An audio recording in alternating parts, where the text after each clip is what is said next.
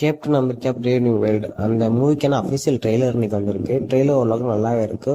ஆனால் அதில் ஒரு விஷயம் மிஸ் ஆகுறது நல்லா தெரியுது. அது என்னன்னா குவாலிட்டி. இதுக்கு முன்னாடி இங்கே மார்வல் வந்த எல்லா படத்தோட ட்ரெய்லரும் எடுத்து பாருங்க. அந்த படத்தோட ட்ரெய்லர் வந்துட்டு ஓரளவுக்கு குவாலிட்டியாகவும் பக்காவாக இருக்கும். பட் இதில் அந்த குவாலிட்டி குறையிற மாதிரி இருக்கு. அதுக்கான காரணம் என்னன்னு தெரியல.